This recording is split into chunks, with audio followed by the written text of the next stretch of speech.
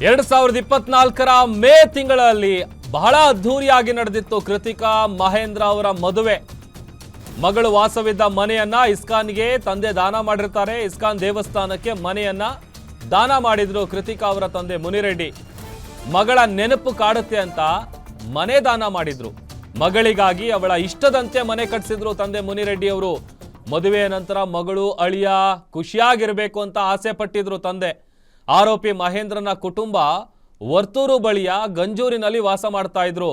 ಮನೆ ನೋಡಿದಾಗ್ಲೆಲ್ಲ ಮಗಳ ನೆನಪು ಕಾಡುತ್ತೆ ಅಂತ ಇಸ್ಕಾನ್ಗೆ ಆ ಮನೆಯನ್ನ ತಂದೆ ದಾನ ಮಾಡಿದ್ದಾರೆ.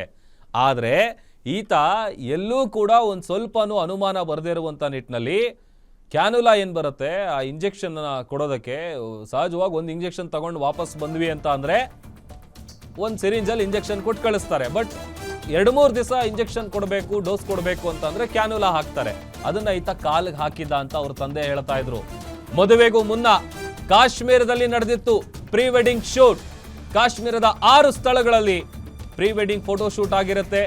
2024 ಫೆಬ್ರವರಿಯಲ್ಲಿ ಪ್ರೀ ವೆಡ್ಡಿಂಗ್ ಶೂಟ್ ಅನ್ನ ಮಾಡಿಸಿದ್ರು. ಮೇ 26ನೇ ತಾರೀಕು ಅದ್ಧೂರಿಯಾಗಿ ನಡೆದಿತ್ತು ಮದುವೆ ಸಂಭ್ರಮ. ಡಾಕ್ಟರ್ ಮಹೇಂದ್ರ, ಡಾಕ್ಟರ್ ಕೃತಿಕಾ ಅವರದು. ಇದು ಎಕ್ಸ್ಕ್ಲೂಸಿವ್ ಫುಟೇಜ್ ತೋರಿಸ್ತಾ ಇದೀವಿ ನೋಡಿ. ಇದು ಪ್ರೀ ವೆಡ್ಡಿಂಗ್ ಶೂಟ್ನಲ್ಲಿ ತೆಗೆದಿರುವಂತಹ ಫುಟೇಜ್. ಇದು ಕಾಶ್ಮೀರದ 6 ಜಾಗಗಳಲ್ಲಿ ಪ್ರೀ ವೆಡ್ಡಿಂಗ್ ಶೂಟ್ ಆಗಿರುತ್ತೆ.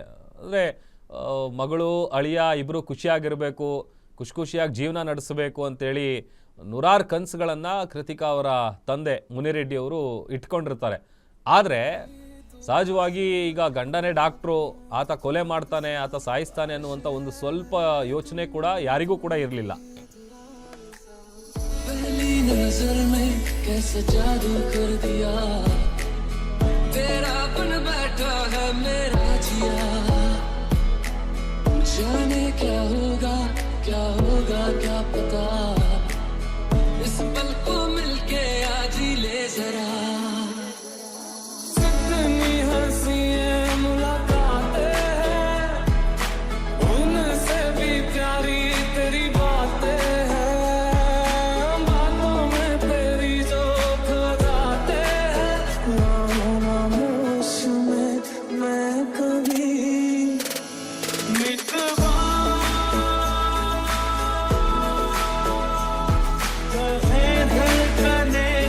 से क्या